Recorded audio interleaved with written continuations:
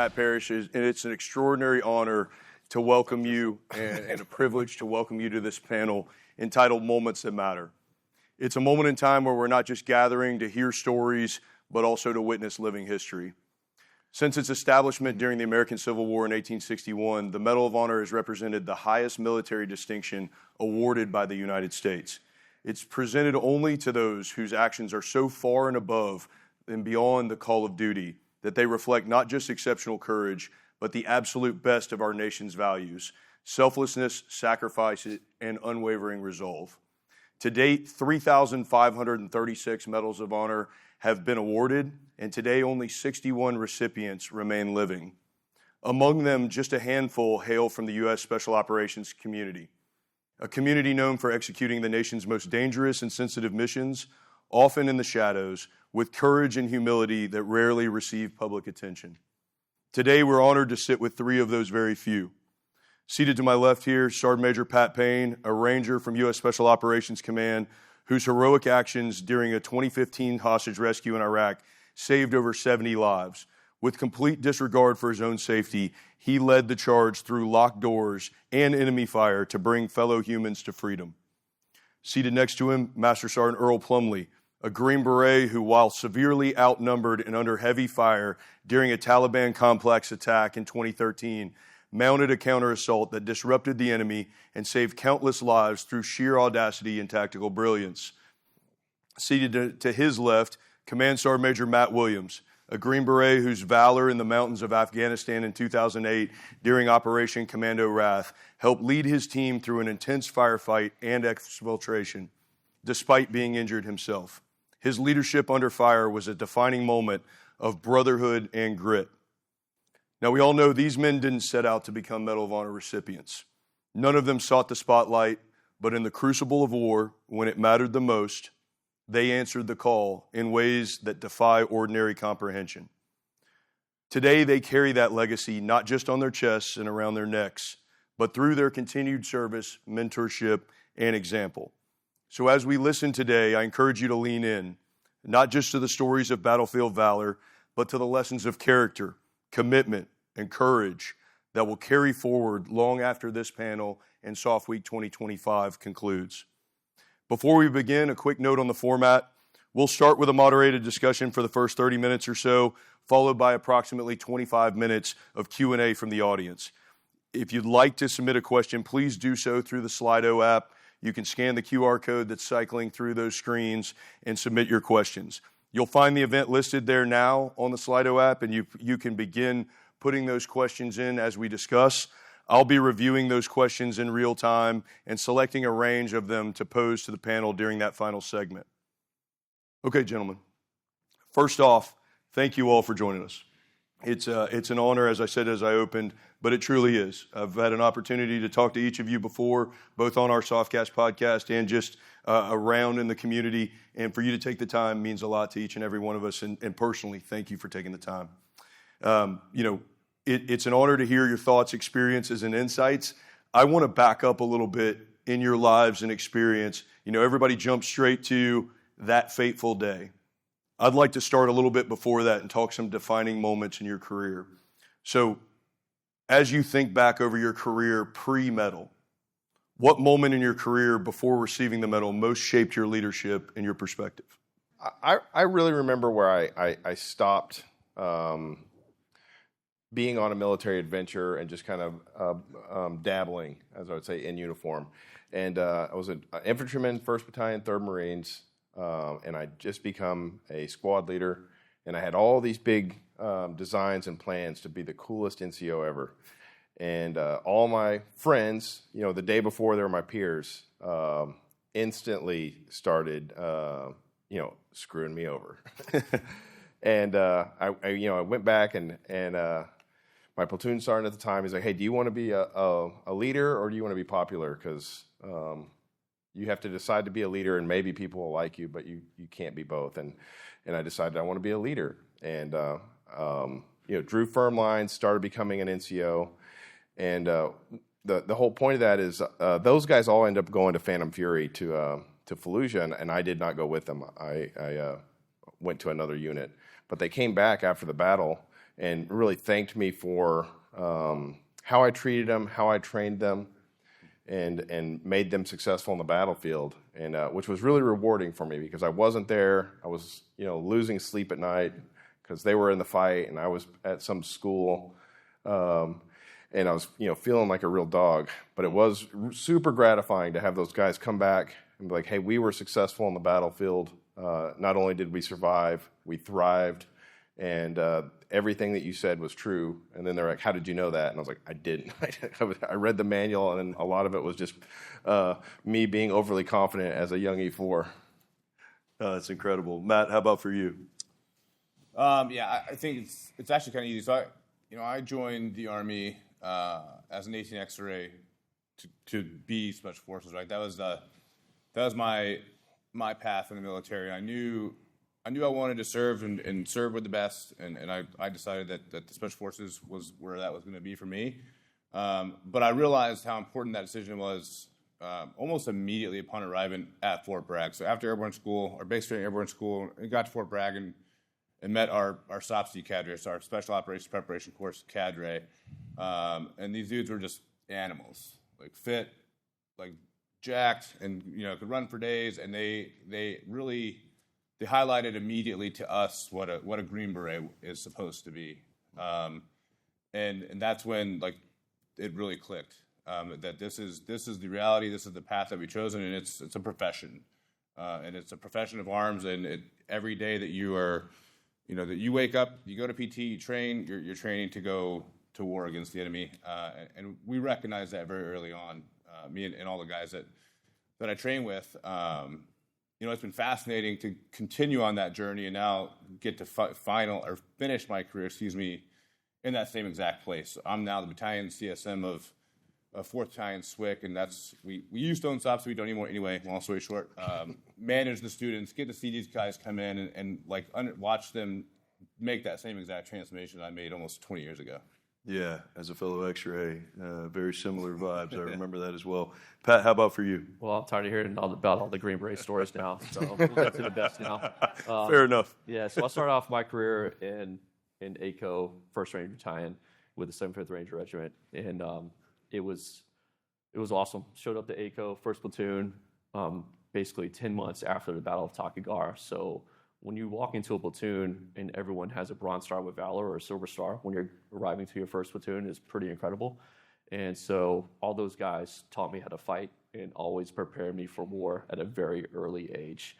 And my very first squad leader was Ray DePauli, and he would kick open my doors like, "Hey," it was only like a pop quiz, but it's a pop PT test. He was like, "Hey, Ranger Payne, you always have to be ready, for every moment in your military career." And so that really stuck with me, going forward. And they gave me an amazing foundation. And to this day, I still look up to those guys, the TAV Spec 4s. They're still my mentors even to this day, the career paths that they have chosen. But those are the guys that laid the foundation because they truly taught us how to fight and prepare for combat. Yeah, it's phenomenal. I want to shift a little bit into some of the significance and impact. Because as I mentioned in the opening, no one sets out to earn the Medal of Honor, right? None of you guys, as you're thinking about your career pre-medal, were like, "Man, I can't wait to get in that situation where I'm going to have the opportunity to do this." No, but through your actions, now you have it. And so, Pat, I'll start with you. What does being a recipient mean to you? What's it like receiving that call? And how's your life shifted since then? Yeah, so I'm not going to let the medal change who I am. I think I'll use Kyle Carpenter's advice that he gave me. And we're from the same small town in South Carolina. Our parents live 5 miles from each other on Lake Murray in South Carolina. The Doolittle Raiders used to practice their bombing run on an island called Bomb Island on Lake Murray, South Carolina. So drink the water.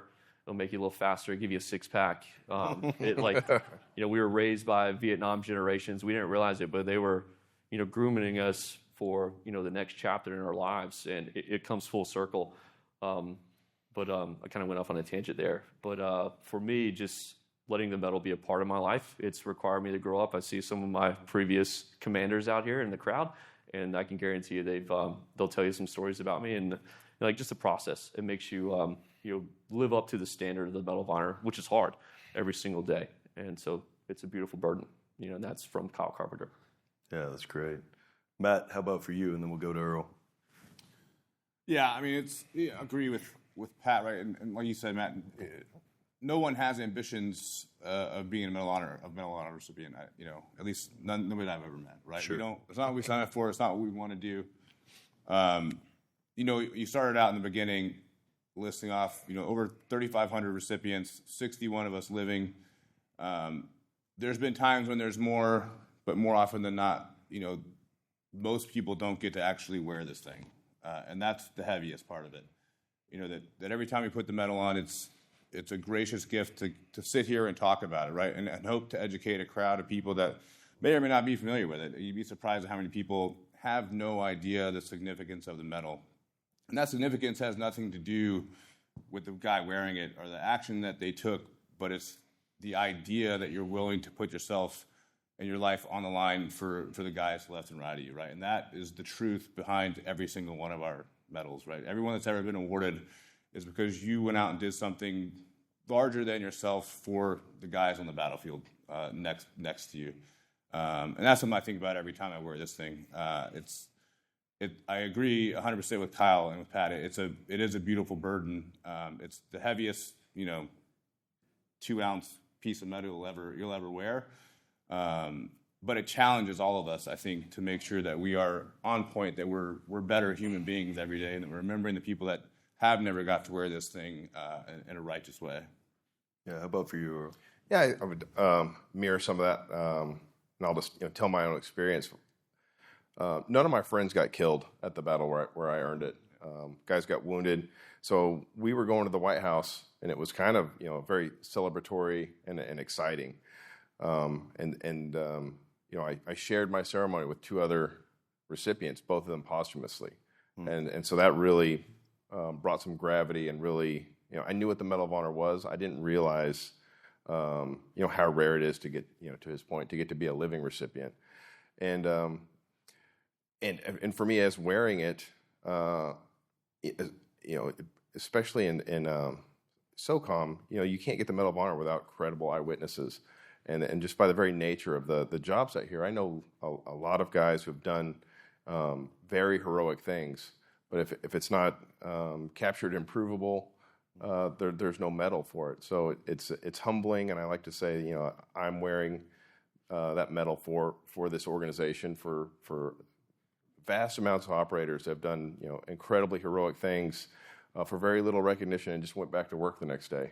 So I think it's cool to get to represent my community in that fashion and be that person. Absolutely. Go ahead, Pat. Yeah, just like, and also for me, I think the legacy of the Medal of Honor lives inside every great American. We're all normal men up here on the stage. And 2 of them are. Yeah, well, that's all right. Yeah, some are better than others, but it's good. Yeah. But no, I believe it truly lives in every great American. Yeah, mirroring some of what each of you talked about.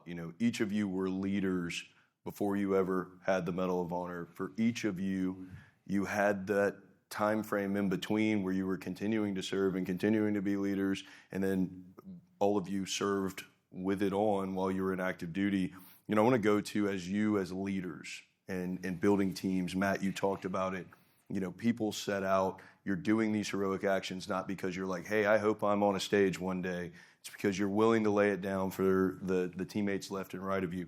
So as you think about kind of teamwork and trust, how did you look at and how do you look at fostering trust within a team, especially under high pressure? And we'll start with you and then come down this way. Yeah, I think the biggest thing first of all, I think trust, and I know Pat's going to say this too, but I mean, it literally is the foundation that we lay everything upon, right? Especially in our community. We're very small, very tight-knit, and it's the only thing that you can really live by. So for me, as I've navigated my career in various positions of leadership, I've set to impart that on as many people as possible. And I look back to when I was a team sergeant specifically, and I took over a team, and you do the things that you do. You do your handover, you start to learn the guys, and then I realized very quickly that these guys kind of hadn't really just had the reins let go of and be trusted to go out and be Green Berets, right? Like we we spend a lot of time and effort and money on training professional soldiers throughout the Q course. And then, you go to your team and we refine those skills and create a more advanced, capable SF guy, right? That's the path.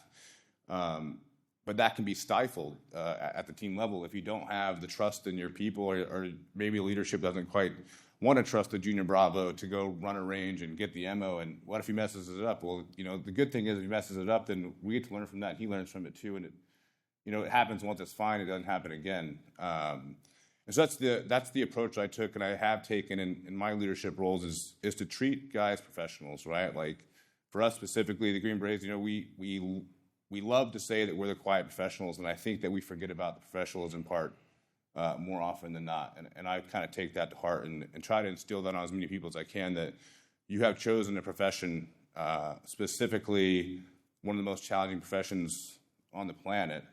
So you earn that right to be treated as a professional as long as you maintain that responsibility, right? And so back to your question, I think trust is literally the bedrock and the foundation of a really quality organization. Earl, go ahead. No, building trust in a team, it's a key and a paramount endeavor. And to your point, the hardest thing to do is as a leader is to give the guys the rope and get out of their way, and possibly let them fail in a very public way. And but it's to me, and I had a team leader. He's like, "What do we do if they do fail?" I was like, "Well, then we get to build extra trust, and that nobody gets to tell him he did bad except for us." And that's as a leader, there's people that work for me. You can fire me, but you don't get to come after these guys. And so that everything you do, there's a chance for some form of trust. Either I'm going to trust these guys because they succeeded, or they're going to see that I'm there for them and I'm building that wall when they have failed. And I will stop that from happening to you. Now go do this again, and let's see if we can get a win this time. And I think that that builds an amazing team once you start operating like that. But it is especially for commanders when you're like trying to get them to stay out of everybody's business. And I know this is not as exciting as you'd hoped, but the property is most of what you're going to need to do here. And then if this goes wrong, I need you to come up and say it's your fault. But if it goes right, I need you to blame the men. So good luck. Yeah, great counsel as a senior enlisted member. Yeah. Pat, go ahead. Yeah, so trust starts in the team room. You take care of the team room, and our missions are going to move at the speed of trust, and we know that in the Special Operations Command. So take care of the team room. That's where you hold each other accountable, both on the battlefield, in the team room, in garrison, and then also outside of work. I think that's where you truly hold each other accountable, and that's when your commanders, as that trust grows in the team room, they're going to let you, they're going to release you, and you can go out and do incredible things at that point. And so it starts at the team room. Yeah, excellent. So, when we think about the Medal of Honor, when we think about you three and the other living recipients and all those that don't have the honor of currently wearing it, on this side of the grave, we think about courage, right? That is a bedrock portion of the Medal of Honor. But courage is not just honed or shown in that single day or in that multi-day, engagement. How do you look at courage, both on the battlefield and off the battlefield, and as well as, part of courage in some ways is resilience as well? So how have you tried to cultivate personal resilience in your own life, both before the medal, after, in all phases? Earl, if you want to start off. I do a prehabilitation for PTSD on this, but to me, there's not on the battlefield courage and off the battlefield courage. There's just courage. Mm-hmm. I've never seen anybody that was remarkably moral and selfless off the battlefield and then showed up on the battlefield and was a coward. So anybody that's selfish, that's really after themselves, to me, that's almost it is a precursor for cowardice on the battlefield. And the inverse is true. So anybody that is really about the team all the time, anybody that's about a mission above themselves, that person is always going to perform well on the battlefield. I've never found that not to be true. Pat, go ahead. Yeah, I think a great example is the SOCOM's Excalibur Award, which is kind of like our Walter Payton Man of the Year award to be kind of compared to NFL and SOCOM. And so you look around the team room and you see the guy the true leader in the team room. It might not be the commander, it might not be the team leader. It's the young assistant team leader that's getting everything done, and the guy that everyone truly turns to. And those are the men that I think really. Like when you think about courage, those are the guys we're going to look up to. How about you, Matt? How do you look at it? Yeah, to me, courage, or the foundation of courage, is integrity, right? You have to have integrity to be a courageous person, and that goes for anything. That goes from the battlefield where it's kind of actually easier because you don't have much other choice, right? Like all of us could have not been courageous and not been here, right? We would probably all been killed, or friends would have died. World's a different place. That decision, you don't even have the option to make that decision, right? That's taken away from you. The enemy said, you're going to have to do this. It's the only thing you got to do. Okay, fine. But where courage really shines and the integrity to be a courageous person shines is just in your day-to-day life. Like Pat mentioned and Earl, like whether that's in the team room or sitting in a meeting and you're listening to this banter and you know that it's wrong and you know the path that you're going down is wrong, but you don't have the courage, the integrity to stand up and say, I disagree. You just let it go. Like that's where I think the true courage actually shines, and it shows the person that you are inside, that you actually exhibit that character trait deep inside your soul, right? As opposed to just saying I'm willing to go do hard stuff when the hard stuff needs to get done. Yeah, excellent. I'm going to come back to resilience in a little while because we've got a couple of different questions on Slido about that. I want to go to mentorship and legacy, right? Each of you, in parts of your answers, talked about the significance of leaders that you had that poured into you and legacy and things that you're trying to do to continue to give back. So, what role has mentorship played in your journey? And what kind of legacy do you hope to leave for the next generation of special operators and Americans more broadly? Pat? Well, yeah, so as a Medal of Honor recipient, we're lucky. We've kind of re-enlisted in the Army for the rest of our life. We don't realize it yet. You look at the Vietnam generation guys and even the World War II guys in the Korean War, they were constantly on the road giving back to the country. So I kind of look forward to that in a way. That's an easy job for us. And but you go back to, Ray, my very first squad leader, my teammates, once I made the transition to the Army Special Operations Command, I had an amazing teammate that he was from the 101st that came over, and he truly was like, hey, I'm going to teach you how to be an operator. And without that man, I would have been flapping. Like I would have had a tough road, but he taught me how to be a commando and just took me to a different level. And to this day, these, like I said before, these are the guys I still look up to, and I'll still stand at parade rest for them. Absolutely. So, yeah, that's awesome. Matt, how about you? Yeah, I think obviously mentorship's huge, right? I think it's kind of inherent to our community just by the structure, the way things are. But for me, there's two that really stick out. One, it was my first team sergeant. In our community, your first team sergeant, you're always going to remember that guy. You just hope it's for the right reasons, right? And I was very fortunate, absolutely, to have a good one, and really he showed me what it was like to be a Green Beret, right? What it meant to be a member of a team. But second, is fellow Medal of Honor recipient and teammate who unfortunately has since passed, but Ron, sure. So he's at 18 Delta on my ODA, and he really took me under his wing also, and was a great teammate and a great mentor then. So I graduated the Q course and went to Afghanistan 14 days after signing into 3rd Special Forces Group, right? And Ron was one of the key components as to why I was even reasonably successful as a team guy. Then fast forward about 10 years, he left the team, moved on. He was with the Secret Service, and we both at the same time were notified about our awards being upgraded to the Medal of Honor. And Ron actually did his ceremony a year before me, and then he got to become a mentor again. And I got to watch him live the life of a recipient for a year as my ceremony was building up when we were waiting to kind of join those ranks. And I got to learn again, what it was for him. And he, watching that, communicating with him, figuring things out in that way, it protected my career, to be honest with you, because I, and unbeknownst to the guys that run this position, when you find out you got a guy in your ranks that's about to receive the Medal of Honor, you start questioning things immediately, right? And I understand that. I get it. And, my battalion's DSM came up to me. He's like, hey, you can't be a team sergeant anymore. And I was like, devastated, because that's literally all I wanted to do. Like, I didn't want to sit here and do this. And I was like, why? And he's like, well, you're going to have to go do a media tour and, blah, blah, blah, blah. And I was like, I don't. And I know why.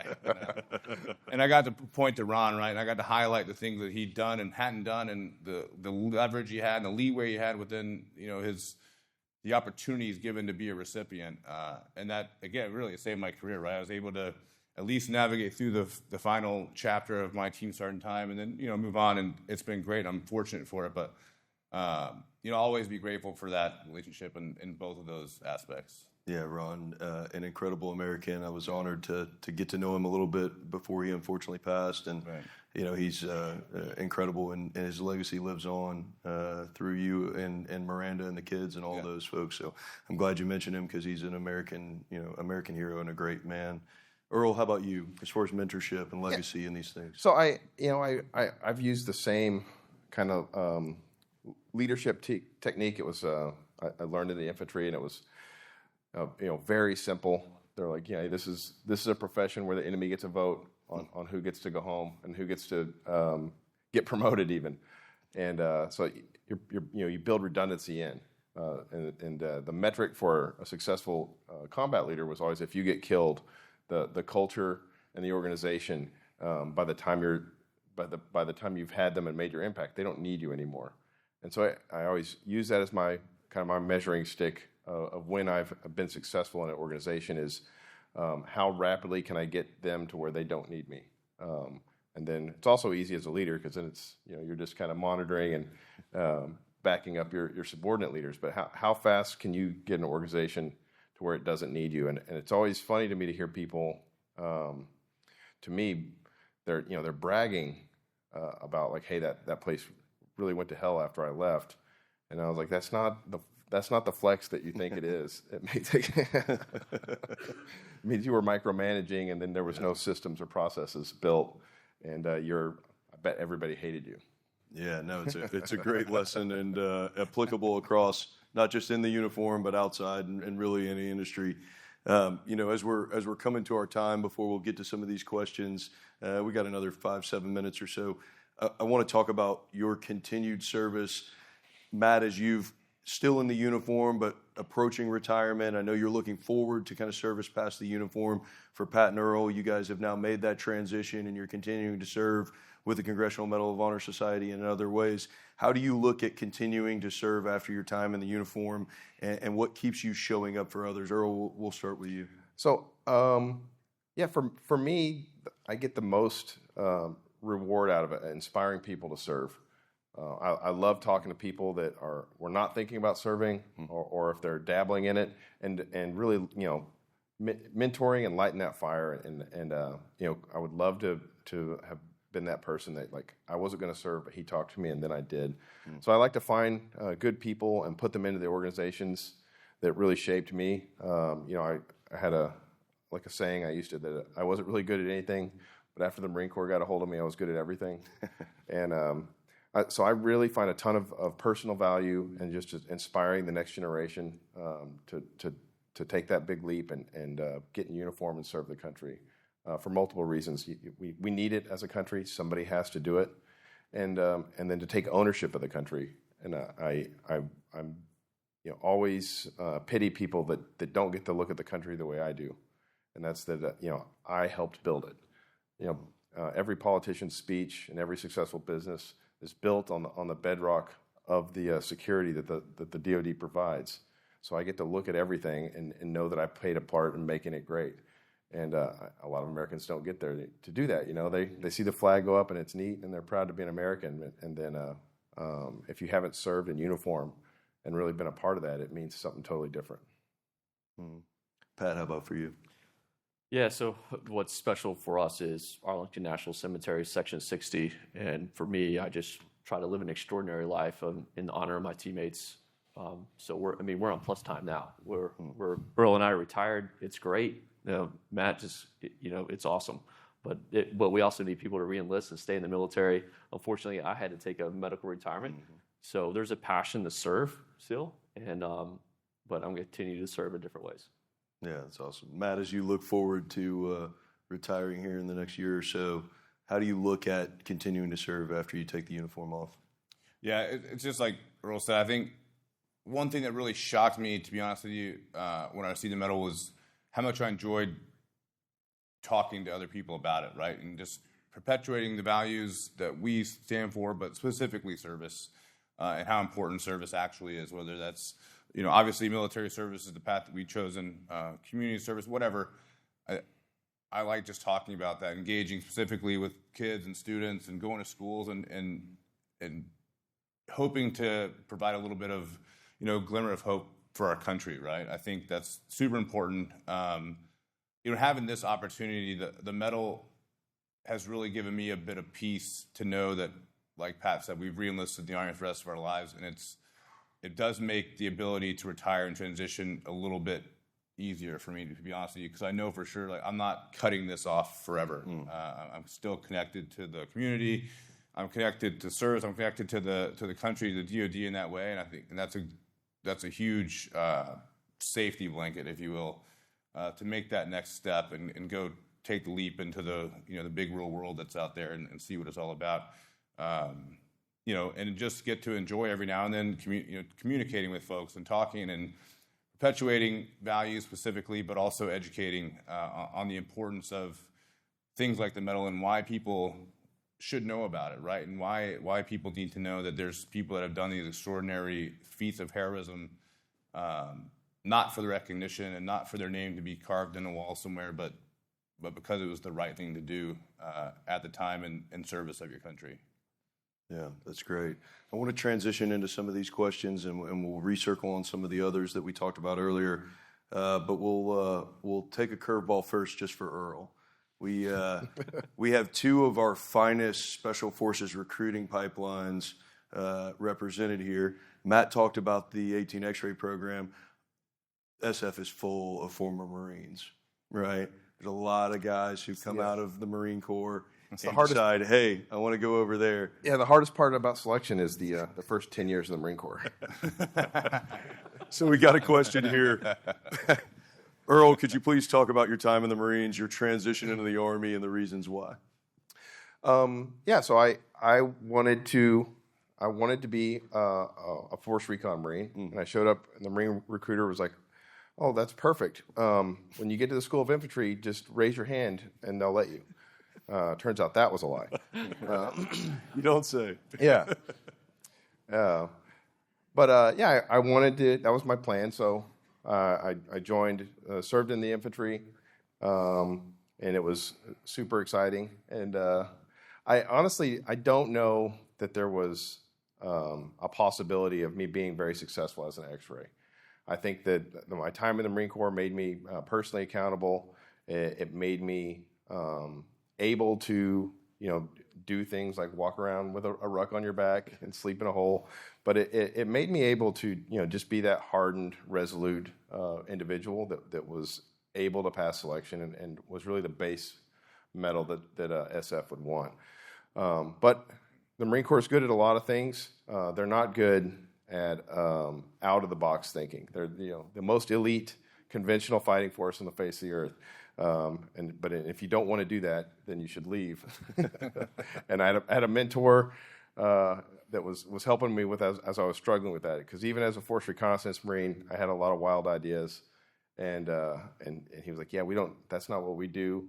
Gave me a class on mission and authorities, and that's what led me into SF. Is that they had USSOC has the majority of the mission and authorities to do special operations. And he's like, if that's the kind of things that are personally gratifying to you, do yourself and for the Marine Corps a favor and go do that. And so I took his advice and that's what I did. That's great. We talked about it a little bit earlier, and I've heard, as I mentioned, I've been able to talk to each of you on some of the podcasts and things like that, and each of you have a very unique and often funny story about receiving this call that nobody's expecting. Can we walk through it? Just give me a snapshot, because that's one of the questions is like, how does it feel to get that call from the president, and what's going through your mind? What was the situation? Pat, we'll start with you. We'll go to Matt, and then we'll go to Earl.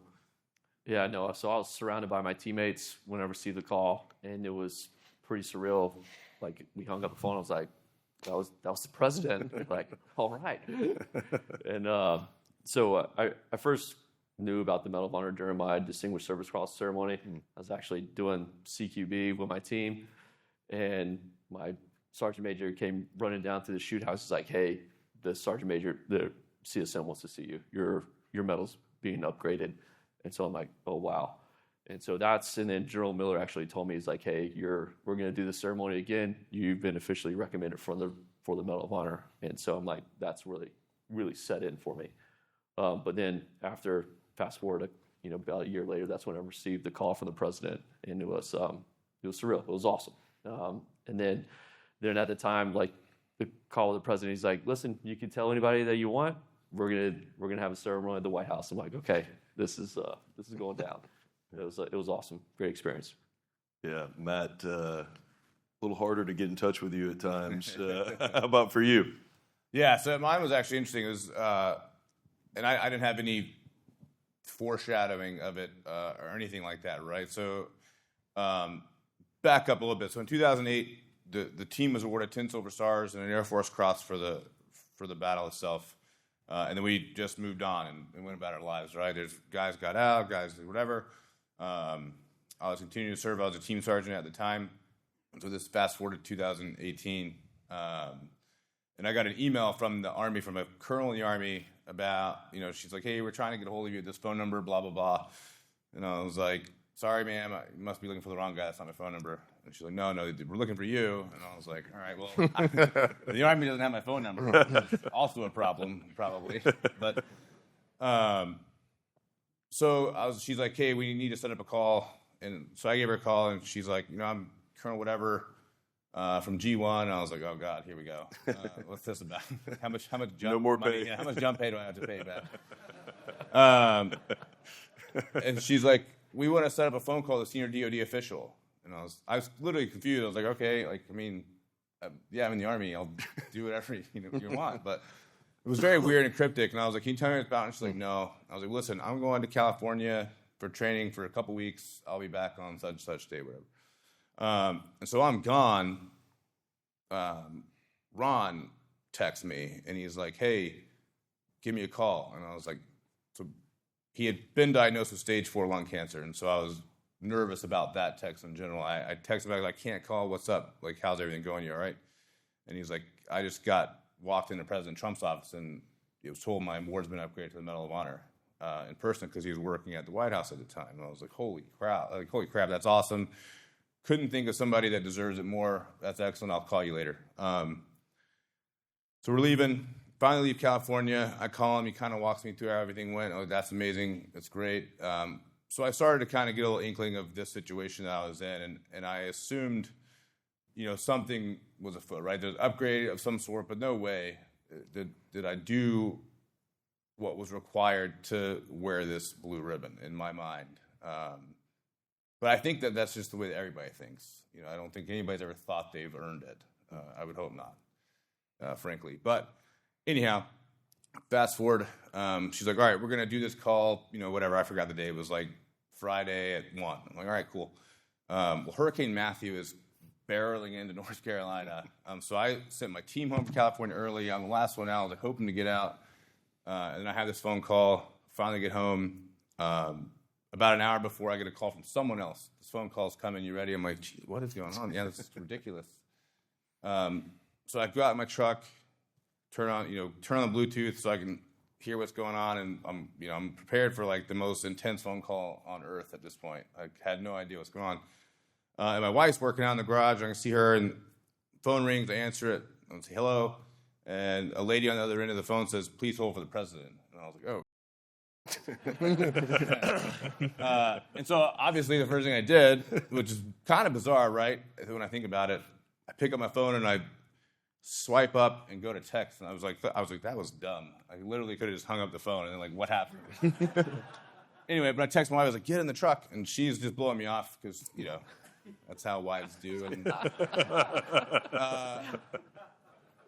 And I texted her again. I was like, get in the truck. And then President Trump came on and, is very, very gracious. And he spoke about the medal and the importance of it and let me know that my medal is being upgraded. And she literally gets in right as Trump's hanging up. And she's like, what just happened? And she knew about Ron's upgrades. She was like, wow, that's crazy. Like, the president's calling you guys to invite you to the White House for Ron's ceremony. I was like, well, no. Like, my award got upgraded, too. And then she looked at me immediately and said, what did you do? So I had to be a little bit more open about it. But as crazy as the whole scenario was, it's great. I love the story. I actually like to talk about it. You can hear it on the podcast probably once before. But it's an awesome memory, fantastic opportunity to share that with my wife, at least for a minute. And it literally changed our lives, so it's great. Yeah. Earl, how about for you? Yes, similar. I got calls and about the battle mostly, and then suddenly they kind of turned to like, hey, where are you stationed and what are you doing? Which is a weird call from the Pentagon because I'm like, why don't you know that? Shouldn't you know? And they're like, hey, we're going to schedule a call with a senior DoD official, and we need to make sure that you're not going to be in the field or deployed or something. And so we set a date, and they harassed me endlessly. They were calling me every week, checking on me, and making sure I was going to be able to receive this call. And I gave them my cell phone number, not my team room phone number, because that was my nightmare. It was like call while my guys are doing whatever they're doing. And they're it's like 3 months out, and they're bothering me at least weekly about if I'm still okay and if I'm still going to be there. And I remember getting kind of short and like, hey, I'm a Green Beret and I can do things, covert missions on behalf of my government. I promise I can answer this damn phone call. And they even called like 2 hours before to check on me, and like they're asking private questions. Is your phone charged? And I'm like, yes, it's charged, and I paid my bill. And so I go out in front of our group headquarters, and I light a cigar, and I got a cup of coffee, and I'm letting the time count down, and the power went out on base, and I lost cell phone signal like about 20 minutes before the call. And I was like, and so went and jumped in my truck, and I'm driving all over looking for signal. And I find it, and the phone rings, and it says White House, U.S. government, and it instantly goes to voicemail. And I'm sitting there in my truck, and I'm like, and I was just trying to imagine, that disappointed dad look. and how long it was going to take it to leave the White House to the Pentagon, come down to Fort Bragg, and then get to me. And so I figured I only had one play, so I called him back. And operator picked up and said, White House, how may I help you? And I was like, I just missed a call from this number. And they're like, I think you were spoofed. I was like, no, I was expecting one, though. And what's your name and affiliation? And I said, Master Sergeant Earl Plumlee, U.S. Army. And she's like, okay, hold for the president. And so that's my claim to fame. I called him. He didn't call me. Yeah, if you find the number, you can do that too. Oh, that's excellent. I love those stories because no one's expecting it. You get those random phone calls and all those things. Fast forward to after that and after the ceremony. A great question here. What if any mental pressures fell on you from the gravity after earning the Medal of Honor? And were there any peer pressures or forces that you didn't anticipate? Matt, you want to start off? Yeah, I think, the biggest thing, like I said earlier, is just you're standing there, in the East Room for the ceremony, and you're just looking out at the crowd, right? And it's full of people that you don't know or whatever, but right in front is your family, and then you hear the story, and you hear them talking, and you recognize as your teammates, and they all stand up, and that's great. Then it gets real when you hear that attention orders, and then you're staying there at attention, and you feel this thing be put on your neck, and it becomes immediately real, way more real than it was literally the second before that. And then that's it. You're a Medal of Honor recipient, and you're expected to be a Medal of Honor recipient. That means, obviously, you do the pictures and you do the reception, and everyone wants to talk to you, but you just kind of hope for a minute. And I was fortunate, like I spoke about earlier with Ron, but I want to talk to that guy. That's Flo Groberg. He's here. Will Swenson's here, and there's these guys that are in the room, and General Foley's here. All these guys that came to watch me join their ranks, and I wanted to can we go somewhere and figure out what this is all about? And that's really what I remember about my ceremony, wanting the most, and it was just so chaotic. And then the next thing, you're marched out to Pebble Beach, and you address the media, and that's pretty nerve-wracking, and it's a bizarre kind of 2 minutes. I've never actually seen it. I don't know what I did, if I did good or bad, but it happened. But it's kind of bizarre how heavy it becomes almost immediately. Pat, how about for you? Well, even on active duty, so now I'm not afraid to go to the chaplain. I'm not afraid to go to the psych. Things that I kind of blew off actually before I was a recipient, and so I'll tell guys, I think who led the way on this was our previous CSM for SOCOM. Pat would, you're not afraid to see. Pat was not afraid to, you see him walking to see the psych. So I'll tell guys now I'll give my chaplain a call and hey, going through some rough times or something, and so just having that good peer group around you. I had great mentors. I had a chance to go to Matt's ceremony and see what it was all about. And so for Matt to pull me into his ranks, even though he's a Green Beret, we won't hold that against him. But those guys, they really took care of me. And even the older guys, the Vietnam guys, they've kind of turned the Medal of Honor Society over to the GWAT Medal of Honor recipients now. And it's hey, we're officially going to retire for real this time. And it's up to you guys to lead this organization to a new level now. That's great. Earl, how have you looked at kind of the gravity of now being a recipient? Is there anything that you weren't expecting or anything different than what you had heard from mentors? I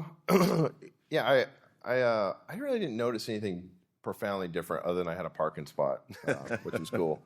But yeah. I didn't get that. No. I still don't.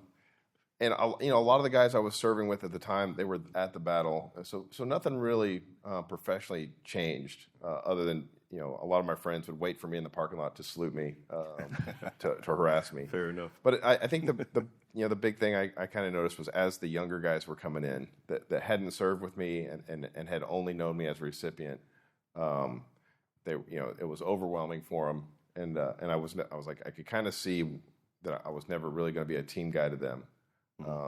But then to my peers, I tried to be the teamist team guy that you could be, and not rest on my laurels.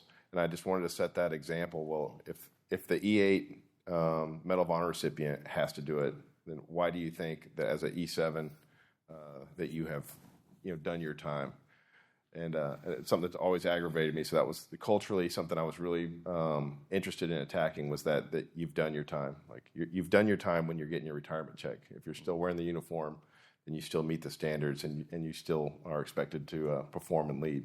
Yeah. And so that was my real want, and I probably would have stayed doing it a little bit longer if my wife hadn't yelled at me. But I loved being that guy on the ground and meeting the standard and forcing my peers to meet the standard. Yeah, it's awesome. Pat, you mentioned a little bit about taking care of your own stuff and being willing to, engage in some of the resources and be visible about that. I'm curious for each of you, there's residual impact from your service period. There's residual impact from those days of that mission that were obviously rose to the level that resulted in you earning the medal. But there's also sort of residual impact. Matt, you mentioned it earlier, from not feeling like you actually deserve to wear that mantle. And so there's multiple levels of sort of, as it's put in this question, your own stuff, right? How have each of you looked at addressing your own stuff and trying to, move in a positive direction in your health and physical and psychological performance? And Matt, if you want to start. Yeah, the biggest thing is having a good support structure, no matter what that is, right? And that's, you have your unit resources are obviously excellent, right? Your behavioral health and psychs and all those things, chaplains are there for you.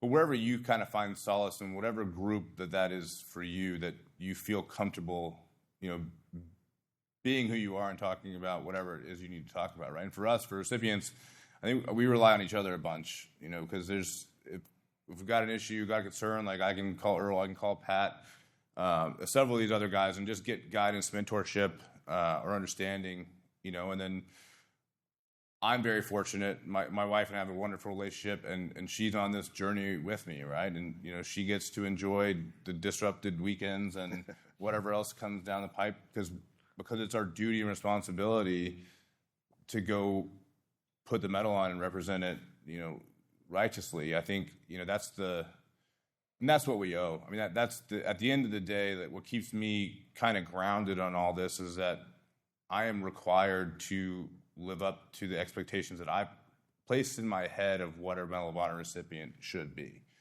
And that's great, right? I used to have to earn my beret every day. I kind of still try to do that, I think. But now I have a much heavier thing to really aspire to. And that's that's really kept me grounded and focused. And a long story short, our battle, while it was, it garnered some attention, it was not a catastrophic loss of life, right? We brought everyone home. It was as good a news story as it could have possibly been, given the situation that we were in, right? And we get to learn lessons from it, and we get to talk about those things. And to me, that's just super important. And that's what I kind of rely on. Yeah, that's awesome. Earl, how about for you? How do you look at taking care of your own stuff? I was on a good team. They're all retired, so I just trick them all into living around me, so that I don't ever have to make new friends. But yeah, taking care of my own stuff is you have to have a network that you trust, and a lot of people lose that. I see them all the time, and they didn't realize what it was and what they were using it for, and they they get out and they of the military and they're roaming around and they just end up lost. And so I saw that happen, and I was like, I don't want to end up like that, where you're like, truly having issues that you can't really define and you don't know why they're there. So I stayed in contact with the guys I serve with, and try to be humble and help them with what they're going through when they're going through it, and then by building that, really family. When I have issues and trouble, I have people to be my strength, and it was really kind of encapsulated. There's a old saying, blood's thicker than water, but it's the full saying is that the blood of the battlefield's thicker than the water of the womb, and so the associations and way you live your life, those people are going to be better for you and your strength more than familiar relations, and that was kind of some legionnaire wrote that down, a while back, and so I was like, oh, that's important. And so when I found good people, I never let them out of my orbit. So when I find somebody that's a strong, moral, ethical person that I want my kids to be around, I never let them go. Yeah, that's great. Much to their detriment. Some of them wish I'd let them go, but I won't. Pat, you talked about it a little bit, but can you expand on kind of taking care of your own stuff and what that's meant to you? Yeah, so we still need an inspiration, and I kind of turn back to Josh Wheeler's actions on the Huija hostage rescue raid. He kind of set the standard going into that night. His last words were, he gave the command on me, And the command on me is a command that fearless leaders give to lead, motivate, and inspire on the field of battle. And those were his last words as he set the standard for us to complete that mission. And as I look at it, it's like, how do you inspire others? And I turn to these guys for inspiration, and that's how I see it. Yeah, that's great. I think we got time for one more, and I really like this question. What is one thing your leaders did that best prepared you for your situation, and what is something you think they could have done to have better prepared you, if anything? And I'll open it up to whoever wants to start. Yeah, are we talking about when we're Ranger Private, or? I think you can go in. It's a choose your own adventure, Pat. You go wherever you want to go. Well, since I'm first, we'll start off with the foundation. For those that are joining the military, you're going to go to, some of you are going to go to amazing platoons. They're going to be awesome. Others, that young PL, that platoon sergeant coming to that platoon, you're going to have to prepare that platoon and really team up that next level of leadership to take that platoon to the next fight. And you look at, our generation, the 9/11 generation, we've been fighting a war for a very long time now, and it's slowed down a little bit. It's not over by any means, but this next generation is on a different level. Their ability to solve problems, that's when we talk about trust at the beginning of this conversation, trusting those younger, soldiers, Marine sailors to push the DoD to a new limit. That's when we truly have to look at them for their innovation and problem solving, because this generation's on a different level and we need to empower that. That's awesome. Earl, what do you think? I think something that I grabbed personally was as I originally became an operator and we're training, mastering all these skills, and which I was always into it. I was always driven, but something that really put me into overdrive to just become a lethal monster on the battlefield was I had a leader and he's like, why we're doing this? I was like, yeah, we want to get good. And he's like, yeah, we want to get good, but why? To locate, close with, and kill the enemy. He's like, that's, sure. That's, what's the worst thing that can happen when we go to war? And I was like, I could get killed. And he's like, no, that's not the worst thing that can happen, because you won't know. The worst thing that can happen on the battlefield is that you'll fail and some of your brothers will get killed and you'll live. And you're never going to get over that. So the only way to prevent that, and so that you'll be able to live with yourself if that happens, is to know that there is not another round in training that you could have fired. There's not another rep that you could have done before you met with the enemy, that you were as prepared as possible. And that's the only thing that's going to let you deal with this profession. And man, he was incredibly apt way to phrase that. And I've seen operators that don't have that answer, that they know that that's true. And when something bad happens on the battlefield, you can't take it back. And so that's something that I was like, oh, that's important, and I'll keep that. And that is when I was out there performing on the battlefield, the reason I got the Medal of Honor is everybody that was in the truck with me got shot, so that they weren't able to defend themselves for that little short period of time, and I was able to carry the fight to the enemy, not because I'm exceptionally brave, but because I was exceptionally well trained and equipped. Yeah, that's awesome, Matt. How do you feel about it? Exactly the same thing. I mentioned it before, but my first team sergeant. This was my first team experience leading to this battle, right? But like I said, I attribute our success, and that success is 4 wounded Americans all made it home, and we had 1 medic on the battlefield that day. Was due to the training preparation that we undertook and that the team undertook even before I got there. As soon as I walked in, I was like, wow, this is a high-functioning, high-performing ODA, and I was blessed to be able to witness that immediately join the ranks, right, and understand it right away what right looks like, and capitalize on that. We trained hard, pushed every rep. Trot tally was real. All those things that we kind of say, like it's just true and accurate, right? That's something that I've kind of carried with me throughout, right? And I like Pat's comment too. What can leaders do different? And I think this is the challenge today.